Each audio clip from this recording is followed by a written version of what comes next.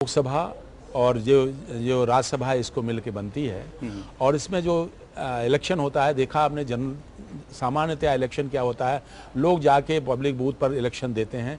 इसके बाद उनके रिप्रेजेंटेटिव विभिन्न स्तर पर, यानी ग्राम पंचायत स्टेज से लेके विभिन्न स्तरों पर देखिए इलेक्शन होता है, विधायक का इलेक्शन होता है, इसके बाद सांसद का इलेक्शन होता है। लेकिन ये जो इलेक्शन है एक विचित्र किस्म का इलेक्शन है, जिसको कहते हैं इनडायरेक्ट, अप्रत्यक्ष रूप से, यानी प्रत्यक्ष रूप से नहीं है, और सिंगल ट्रांसफरेबल वोट।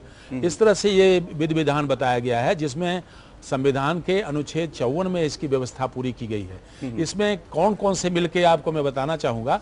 जो राज्यसभा लोकसभा के जो चयन किए गए जो सदस्य हैं हमारे, यानी वो 543 और इसके बाद 233 जो राज्यसभा के हैं, और जो कुल 4120 जो हमारे विभिन्न राज्यों के जो विधायक हैं वो इसको वोट देते हैं। लेकिन ये देखा जाता है कि इक्वेट करने की बात होती है कि सांसद का जो वोटों का मूल्य है, विधायक का वोटों का मूल्य है, वो कंपेरेबल हो। इसलिए एक फार्मूला होता है जिसमें निकाला जाता है सांसदों के मूल्य की क्या वैल्यू है। तो ये निकालने पर आता है 708 उसकी वैल्यू है। कुल जो सांसद हैं दोनों मिला के 776 हैं, तो कुल जो मिला के सांसद और 4120 जो विधायक हैं, कुल मिला के जैसा बताया गया 10,98,903 इतने वोट सब मिल जाते हैं। 5,49,000 कुछ वोट जो है इसमें इस तरह के मिला के 474 वोट एक तरफ से आएंगे, और इसके बाद सांसदों की संख्या के अनुसार जो है 5,49,700 कुछ 48 आएंगे।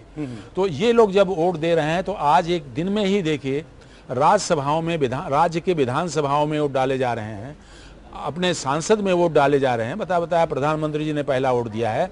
और इसमें कुछ ऐसे सदस्य हैं जो जैसे हमारे योगी आदित्यनाथ जी और हमारे केशव साहब मुख्यमंत्री उत्तर प्रदेश के जो मुख्यमंत्री हैं, उप मुख्यमंत्री हैं, उनमें यह है कि वाले वो अभी भी वो सांसद हैं। अभी वो बाई इलेक्शन लेके 6 महीने के अंदर उनको इलेक्शन लड़के कहीं से उसमें बनना है,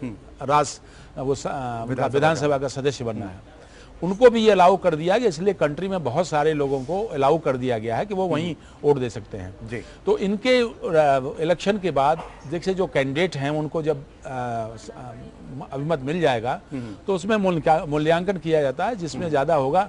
इसमें देखिए एक खास बात होती है जी, तो एक अपना प्रथम प्रेफरेंस देना है, सेकंड प्रेफरेंस देना है। लेकिन अगर मान लीजिए कि कैंडिडेट अगर मान लीजिए बहुमत में आ गया तो सेकंड प्रेफरेंस की कोई वैल्यू नहीं रह जाती है। हमारे भारत का जो राष्ट्रपति होता है, प्रेसिडेंट होता है, वो बड़ा महत्वपूर्ण है। उसके ऐसे डायनेमिक एक्टिव रोल नहीं होते हैं जैसे प्रेसिडेंट ऑफ अमेरिका होता है। यहाँ प्रधानमंत्री को सब इसकी भी हम तुलना करेंगे कि दूसरे देशों में राष्ट्रपति के पास जो भूमिका नजर आती है जी, उनका कार्यकारी जो एक्टिव डायनेमिक कंट्रोल और वो रहता है। लेकिन यहाँ स्थान जो है हमारे प्रेसिडेंट ऑफ इंडिया का बहुत ऊंचा है।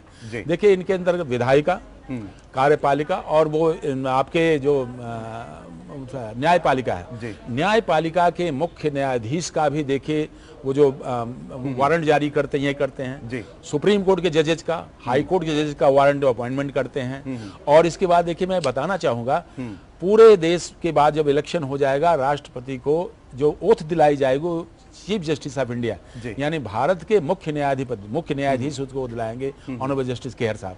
अगर वो नहीं है तो कोई सीनियर मोस्ट दिलाएगा। और यही देखिए कमांडर इन चीफ होते हैं तीनों सेनाओं के, यानी स्थल, नेवी के और एयरफोर्स के होते हैं। और बहुत सारी चीजें इनको पावर होती है, सेशन चलाते हैं, वो करते हैं, सत्र चलाते हैं। बिल्कुल।